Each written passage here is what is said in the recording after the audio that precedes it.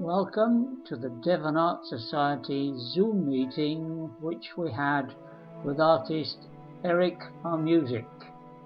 The core of great art is really, showing something, showing the beauty of emotions, the beauty of life and love and all the things sometimes that our world today discourages or discards and says is kitsch or, some kind of, fluttery, blasé kind of art. And I've really kind of pushed over the years to really prove that there's so much more, and the great hints, the paintings and the stories that the old masters told, they're still open for all of us to embrace and do our own versions of. And that's been really great because, not only critically, a lot of, the fans and stuff that I meet of the work have embraced it, but the collectors have embraced it now too.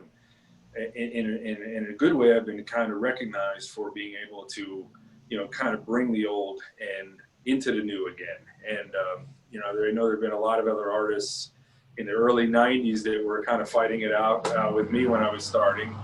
And now it's kind of neat to see more and more students, another generation of students that's learning because, at the time I was learning, the professors in college didn't even know how to paint what I wanted to paint. Like, it was just kind of lost for such a long time. And, so it's very nice now to see that resurgence, all these ateliers and academies around the world, and the opportunities I get to teach students from all over the world. It's just fabulous to see that desire back again. And I think that's something I'd like to see continue. And in organizations such as yours, it's wonderful to see you embracing that and collecting artists and bringing them together and as a unified force, no matter where we are in the world. And I think that it's working, and I think that it really is the antidote to the world today.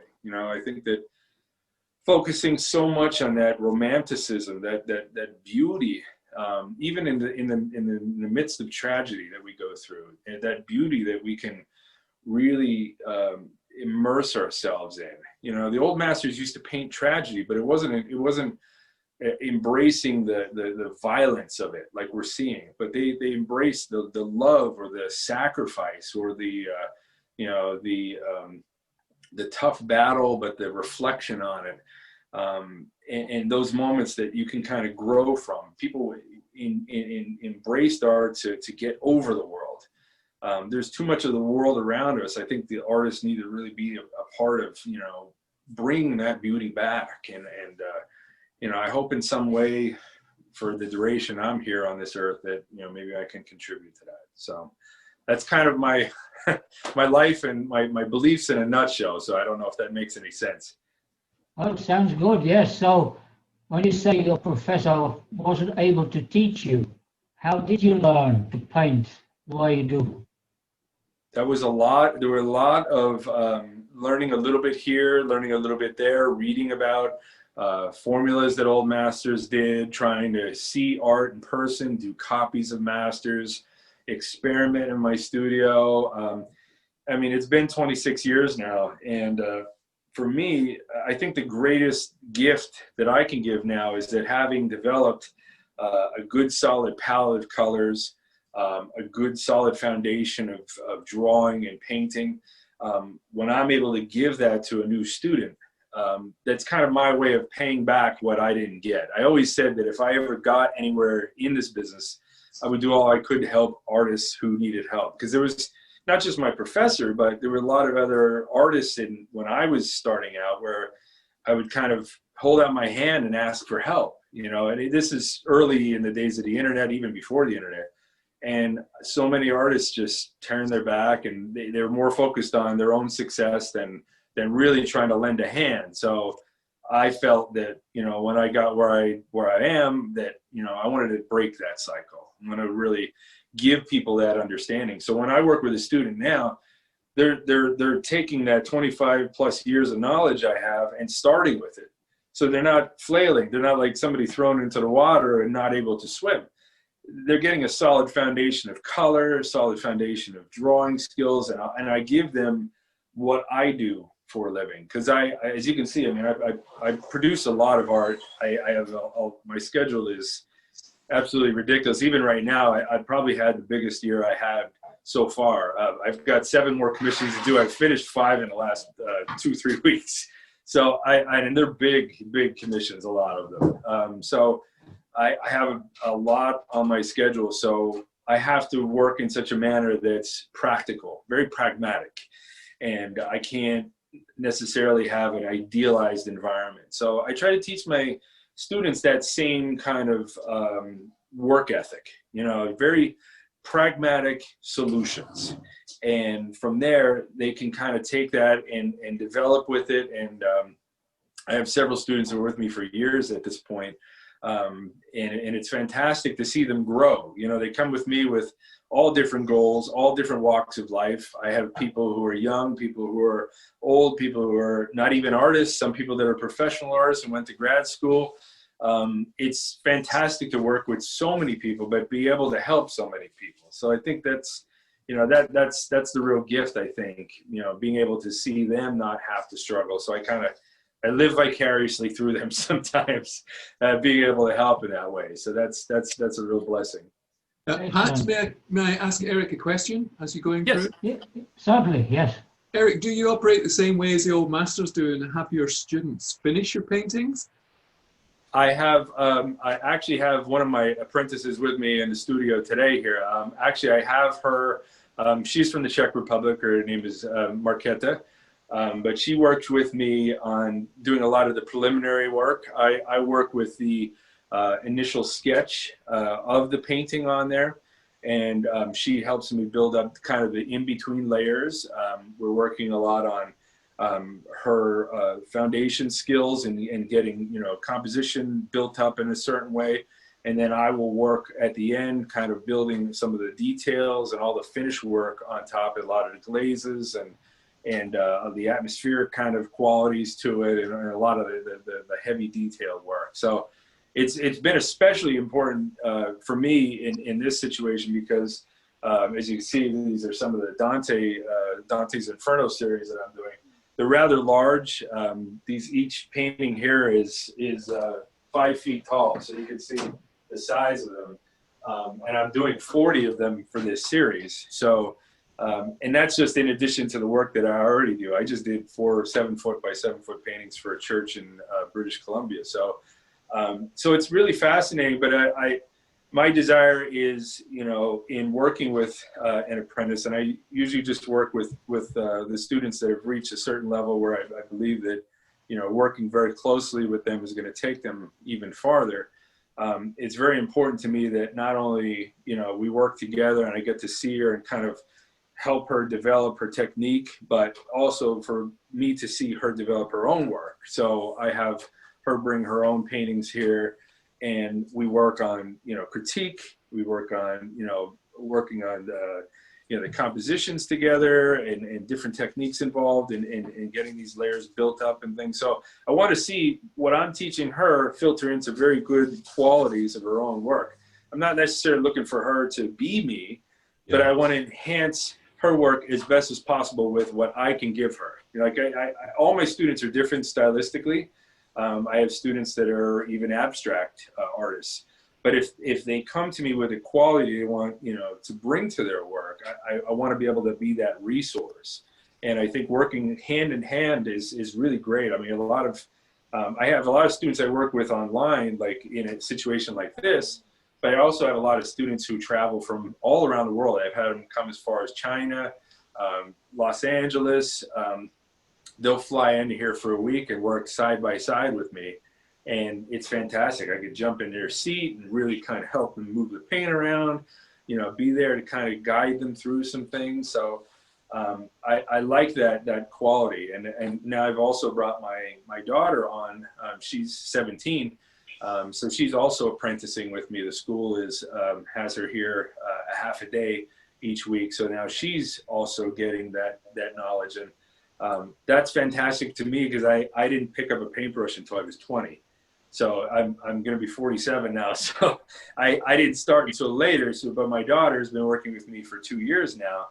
And she's been really great at helping me with, you know, she's doing more of the background elements, the big things, the skies and landscapes and stuff like that. Whereas my other apprentice is working with building up figures and more detail elements, and then I'll do a lot of the finish work all over the work. So it's not that way for every piece. I mean, there's some pieces that I do all the work on, but especially a lot of the larger ones, I'm working on getting them a little more developed in certain areas. Like I want my daughter to learn a little bit more about landscapes, so she can get better at that. So she could kind of be that specialty. Like Rubens would have had, you know, someone who's great at still life, someone who's great at landscapes. You know, I want to kind of bring that system back and continue to expand this, you know, and do more and more work, because though I have a lot of work here, my mind has about 10 times as much. I want to produce so much, you know, and bigger and better, you know. So sounds like the school of the old masters. I hope so. I have a nonprofit academy that I've set up now. It's in its early stages at this point, but is set up 2 years ago. So eventually I'm going to have a good roster of students going at the same time here. I'm just developing that as it is now and expanding this space that I'm in, and it should be great. I hope to be able to bring more students on, and then, as I said, more students potentially as apprentices as well, whoever's good. Are you, can I ask a question? Are you Yes. working with oils on wood or wood panels? I have a few different sources that I paint on. I work with all oils. I do work on a few surfaces. I have some that are more of a masonite for small panels like this. I have larger paintings. I work on wooden panels. So this is one I just started yesterday. But your typical wooden panels that I'll gesso on. And then these paintings behind me are on a surface called Alumicomp. And there's an art company that is actually one of my sponsors here in the States. It's in North Carolina. It's Jerry's Artorama. I think they may ship internationally, I think. But they produce a product that is, it's an aluminum. And on one side of the aluminum, the panel, it's aluminum, like a smooth one. And on the other side, it's kind of like a brushed aluminum. And in between, it's polyurethane in there. The product is called Alumicomp. It's ALUMACOMP. But it's if the smooth side, if you were to mount photographs on it, it's very nice. But the brushed side is great for gesso because it has a little grip. So I usually put about, you know, three coats of gesso, and then I sand it smooth. So to answer your question, I work on all for the most part, hard surfaces. I like a smooth, hard surface for my work. The commission I just finished for British Columbia, a church, was the first time I worked on canvas in probably about 5 to 10 years or so. They were 7 foot by 7 foot pieces. So there's nothing that I have that's a hard surface that gets that big. You know, you can get 4 foot maximum as far as a width for that. But I like to work on smooth surfaces a lot more. I think that it brings out that amount of detail. Like you can really get in there, and you're not fighting the tooth of the canvas. I like to paint pretty realistic. I wouldn't say it's to the point of hyper-realism. I still like there to be some painterly ability in there, quality in there. But I think that panels are just fabulous. I think there's just no better quality, especially when you varnish them in the end. They just look so beautiful. The surface is just so gorgeous. So I hope that answers your question. I don't know if that's comprehensive. Well, being metal, I should imagine it's pretty sturdy as well. Yes, it can be very nice. You know, I have some panels like I have this one. You know, these are a little bit more heavy duty, but you know, this is going to be for a commission I'm doing in Texas. I'm going to be painting St. George and the Dragon for a client there, and but it's kind of neat. Like even my commissions that come in now, like I used to paint a lot of these things for my own work and sell it. But even, you know, this painting I've just started now is like Jason and the Argonauts. Actually, it's Jason with the boat behind him, the Argo behind him, right before he dies because the ship, I think the mast falls on him and kills him. So I'm painting that for a client in New Orleans.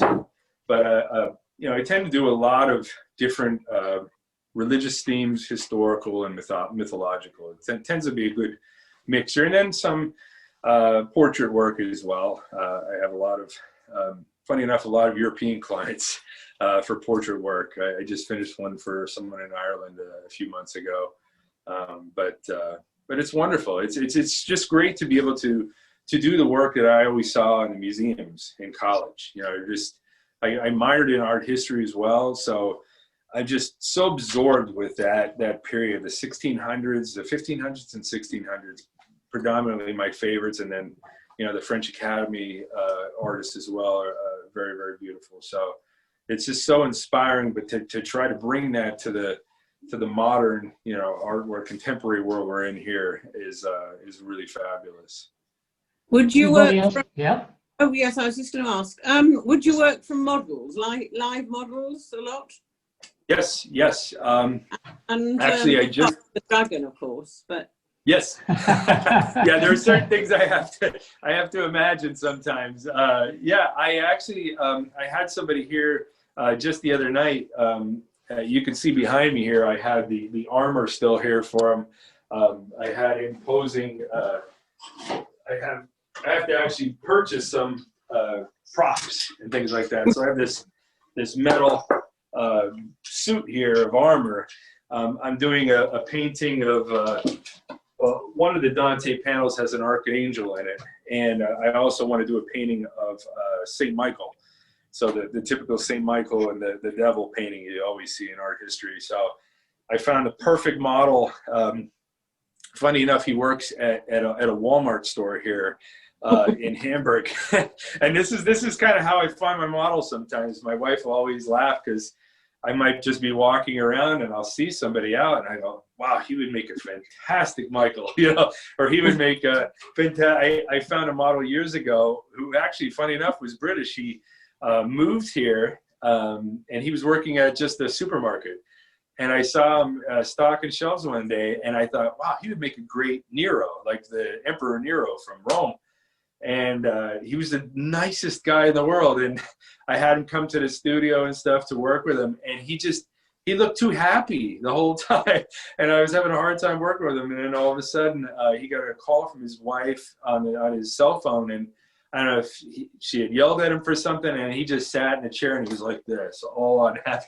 And I said, hold that pose. That's it. That's the pose. So I painted a picture of him kind of slouched in a chair with Rome burning behind him. So it was just perfect. So sometimes I'll hire professional models, especially for the nude work. I'll hire models for that.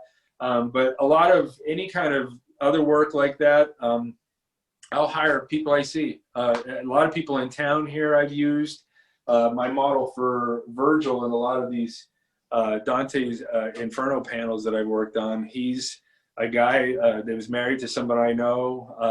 I just like working with people that I think will really be fantastic for that particular painting. So, but I don't ever imagine anything, to answer your question. It's just, I need to see and study their faces. I need to, and I need to really kind of pose them in a way that seems natural. Because I think the biggest thing I don't want to get in a trap of is just telling someone to pose.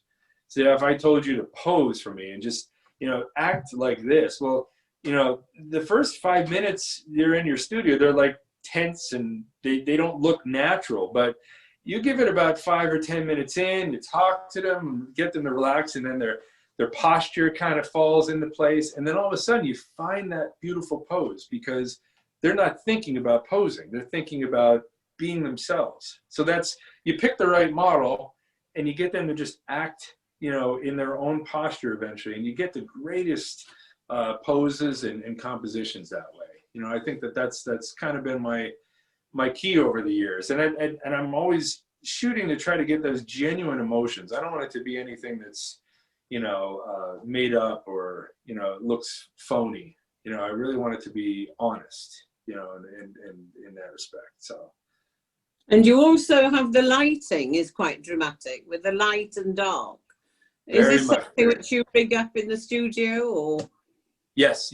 I as you see, I very much love the work of Caravaggio. So I like that single light source. For me, light has always been a really important element for me. I think, especially dealing with religious art, I'm a lifelong practicing Catholic too. So I kind of see that light is being symbolic, bringing the light into the world and that presence of it. So it's seeing Caravaggio's work very, you can see like that kind of work being used for religious work, or even other sources like, stories like mythological work or historical work. It's always that positive of light coming in and kind of dispersing the dark, and I really love to see, the way light dances on the flesh, really, you see these beautiful segments where, you see a certain amount of light there, and, underneath there's that breaking line where you see the shadow, and then you see these beautiful indirect lighting sources, whether it's like the light bouncing off a body and then indirectly hitting parts of the limbs. I love that. So I shoot or pose a lot of my models with a single light source. It's usually something that's above, maybe over to the side, depending on what I'm trying to really, capture. And I think that's really powerful, because if you light somebody the right way, you can really emphasize those emotions. If it's a dramatic story, if it's something tragic, if the face is illuminated in that right way, or their hands or their body language is being illuminated correctly, it's just fabulous. So I very much I think that's a super important quality to my work. So that's kind of a second job for you, stage director.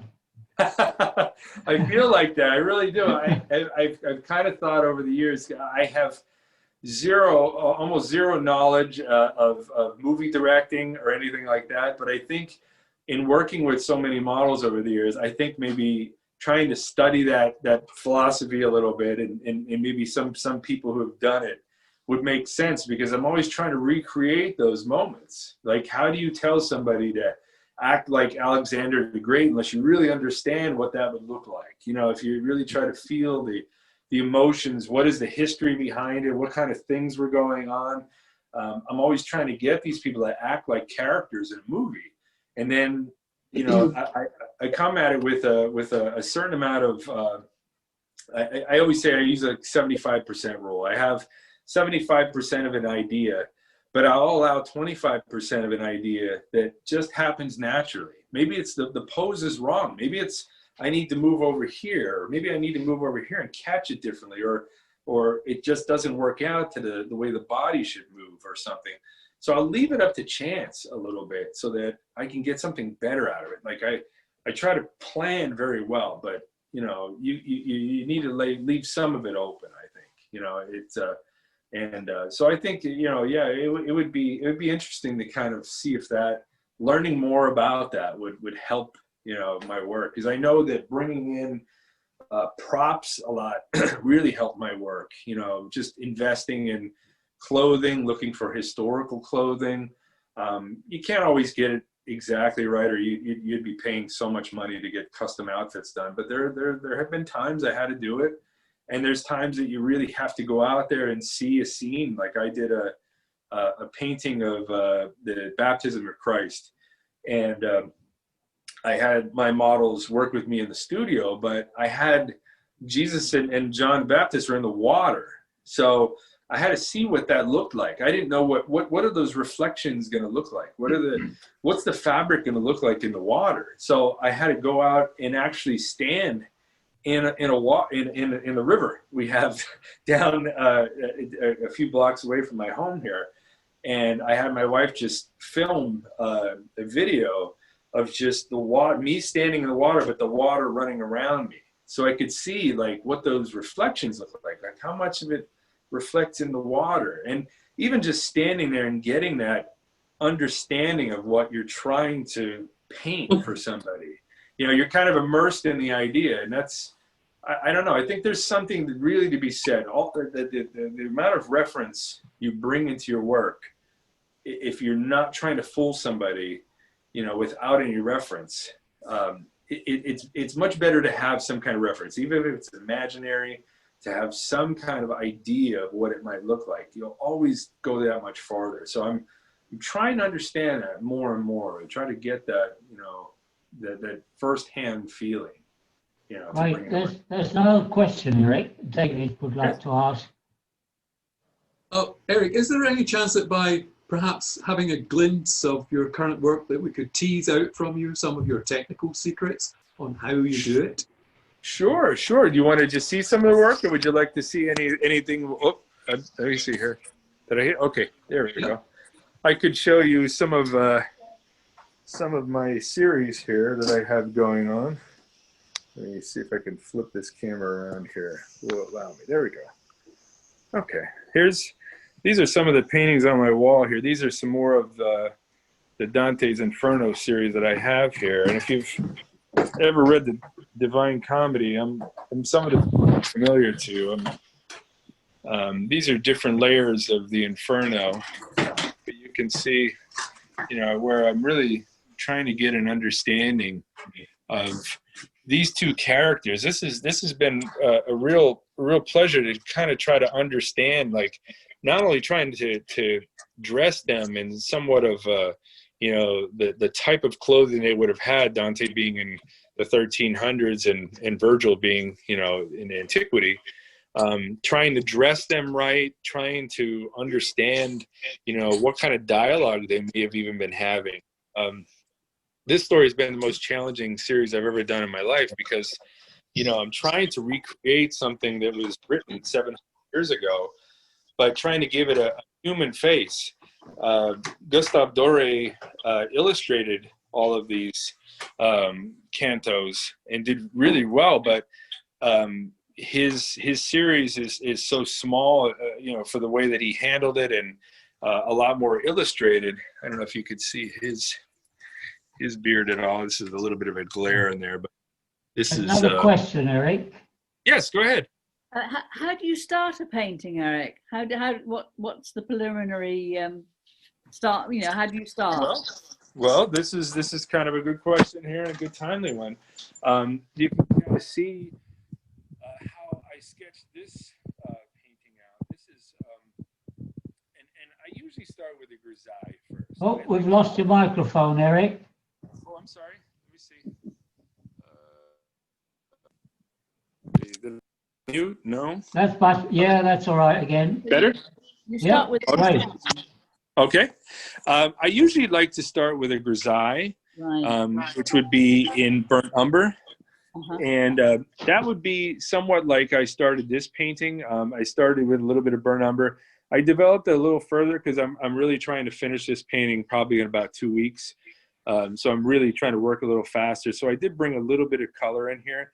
But you can see it's a very sketchy quality to it. It's very simple forms. You can see that there's not really a lot of detail, but I'm just trying to get, make sure that my proportions look okay. Just basically trying to get a good analysis of the whole piece. And once I do that, you can see here, this is a painting that I started at a workshop in California last year that I was invited to go out and do. So this would be like a day 2 where I start building up more of these opaque layers in the face. So you could see it still has kind of a sketchy quality to it, but there's a little bit more built up. I tend to focus on the warm areas and cool areas, start roughing those things in and bringing some lighter areas in, and kind of working with the contrast a little bit more. And then probably about maybe 3 to 4, possibly 5 layers, I'll really start pushing up the amount of detail. And I could show you, this would be a painting that I actually finished. So there's a little bit of dust on. You have to excuse me, but this is, I finished this last year. This started in one of my workshops that I had a student come from California, and we worked on this, this gentleman, and this was really, really nice. There's a lot of beautiful details and all the fabric and the hands. And so this kind of shows more of a finished quality. This would be maybe 5 layers of paint, 6 layers or so, and some glazing over top. But there's, you know, a ton of detail in a piece like his closing, especially in this one. But a lot of these pieces, let's see if I can on here. You can see by some of these panels here, sorry for the glare, but you know, you can really get in depth and create beautiful effects with multiple layers.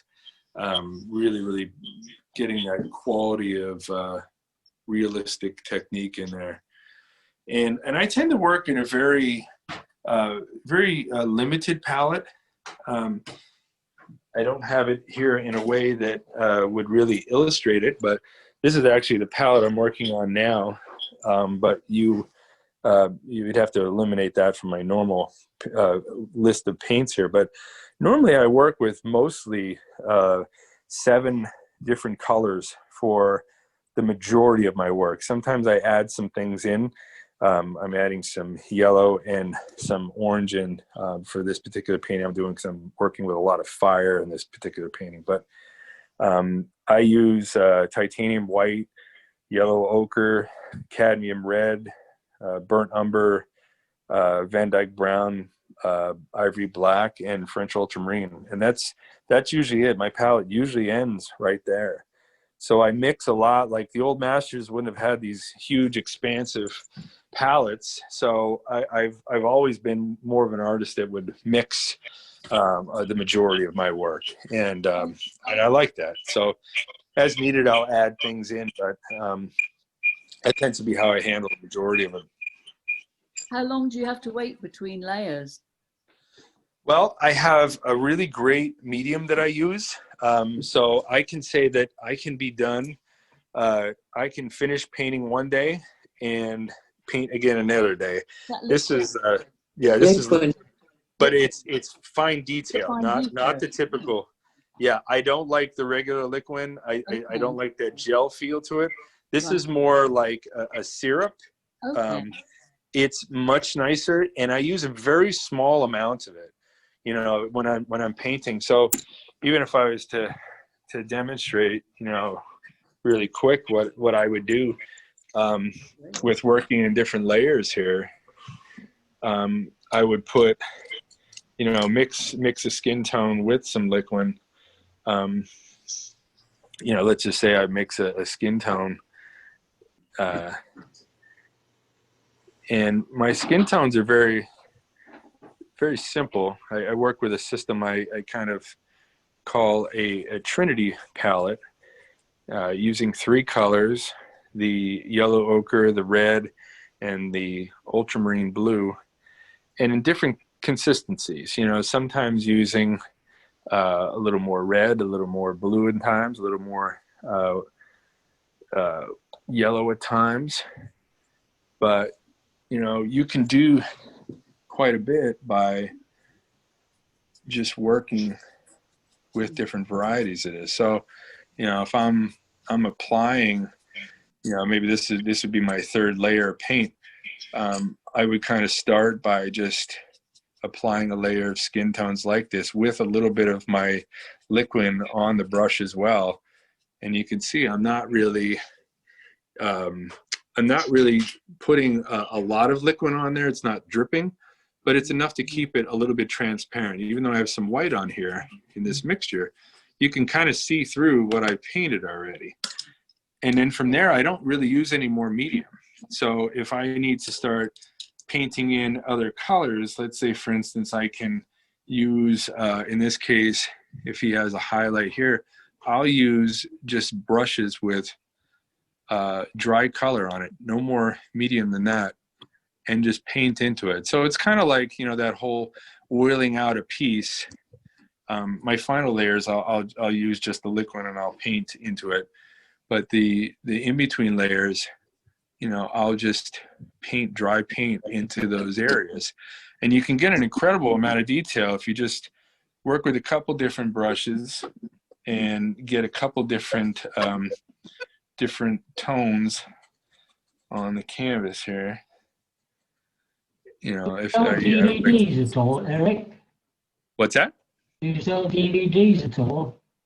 I want to. I'm actually in talks right now with somebody about producing a portrait course, and I'm going to be doing that. As it stands now, I've been doing just primarily one-on-one online courses, but I am in the process of doing it. I have someone who's going to be speaking with me in the next few weeks, but it is something I've wanted to do for quite a while. But I'm really glad I didn't kind of dive into it years ago like I wanted to, because I've really kind of refined what I've been doing over especially the last 5 years or so.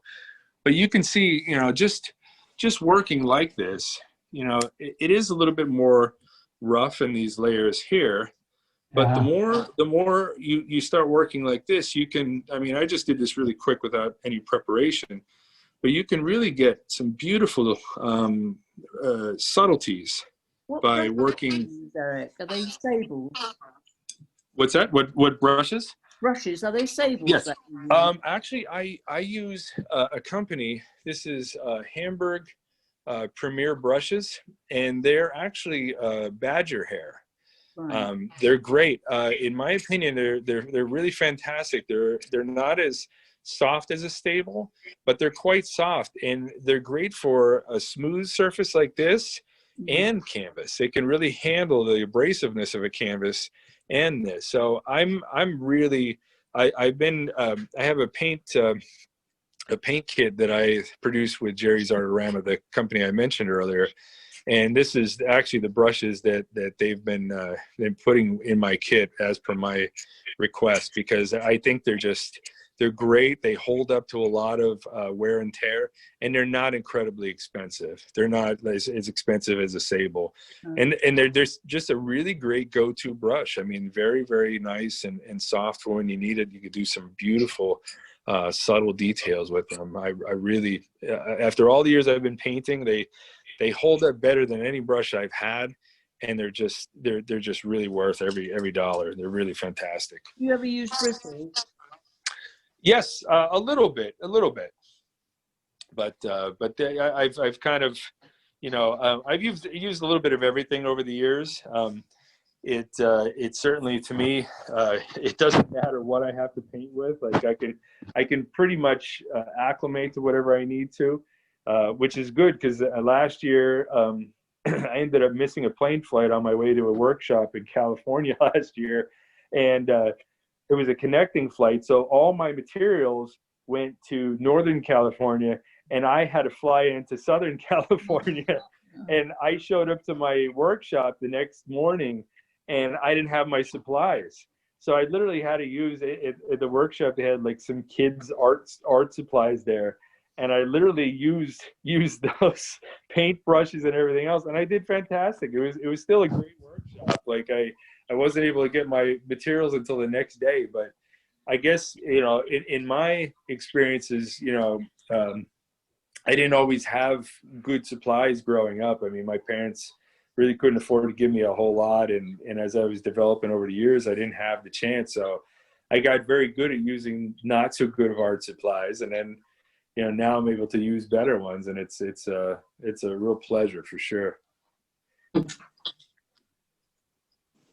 Right, Eric, are there any more questions? Otherwise, I'd say it's been absolutely fantastic to have you, and the time you've lent us, and we appreciate very much your valuable time. And, I'm very grateful.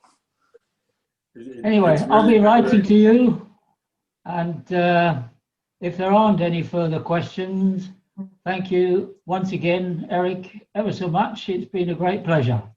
Thank you. It's a great pleasure.